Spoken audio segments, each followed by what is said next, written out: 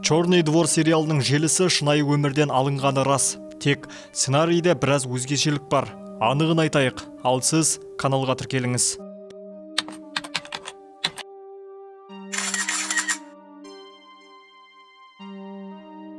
Дәл осы фильмнің желісі 2005 жылы Бішкекте болған оқиғаға ұқсайды. Кино дәл сол оқиғаға қатысты бар жоғы белгісіз, бірақ кино желісі сол оқиғаға дөп келіп тұр. Ол кезде таксистердің бірін әлдекімдер ауыл сыртына жалдап апарып, кейін өлтіріп кеткен, ал көлікті бөлшектеп сатып жіберген. Ақпараттық сайттардың мәліметіне сүйенсек, 2005 жылы Бішкек қаласында полицейлер күшейтілген жұмыс режиміне көшкен. Өйткені қалада таксистер хабар-ошарсыз жоғала бастады. Оларды әлдекімдер тапаншамен атқан және оқиға орнында дәлел боларлық ештеңе қалдырмаған.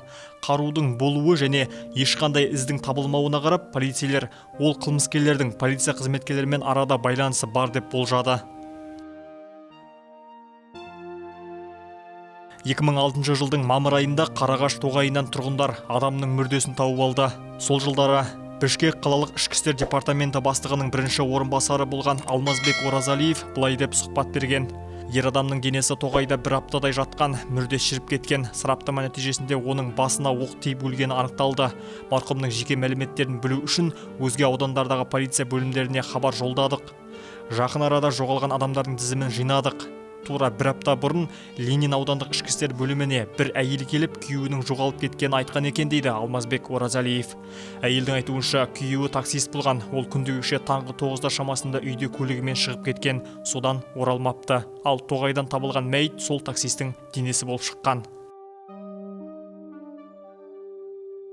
Тергеушілер марқұмның өлер алдында қайда болғанын анықтау үшін таксистер тұрағына барып, сол жердегі жүргізушілерден жауап алған. Олар марқұмның соңғы рет Ибраимов, Московский көшелерінің қиылысында 3 адамды алып, жеткізіп тастауға кеткенін айтқан. Полицейлер көп ұзамай ауыл шетінен марқұмның Volkswagen маркалы көлігін тапқан, бірақ қылмыскерлер көліктің қаңқасын ғана қалдырып, қалған бөлшектерін алып кеткен екен. Ал сол кездегі тергеу бөлімінің бастығы Бақыт Парманқұловтың айтуынша, қылмыскерлердің бірі ол көлікті алдымен қала ішінде емін-еркін айдап та жүрген, тек мемлекеттік нөмірін ауыстырып алған. Күдіктілерді анықтау үшін полиция қызметкерлері әуелі бұрын сотталған адамдарды тексере бастады, бірақ олардан ешқандай дәлел табылмады. Кейін бұл істі қарапайым тұрғын жасап жүрме деген күмән туа бастады. Полицейлер бұл жай келе 26 жастағы Мақсат есімді жігіттен күдіктенді. Өйткені ол тұратын аумақтан дәл осы көліктің қаңқасы табылды. Оның үстіне Мақсат бұрынғы милиция қызметкері және ода қару болуы анық еді. Полицейлер қателеспеді, қылмыскер Мақсат Қарымбаев еді. Мақсат таксисті өлтірген соң оның Nokia маркалы телефонын алып үйіне жасырып қойған екен. Ал Мақсатпен бірге тұратын құрбысы ол телефонды алып өзге адамға хабарласқан.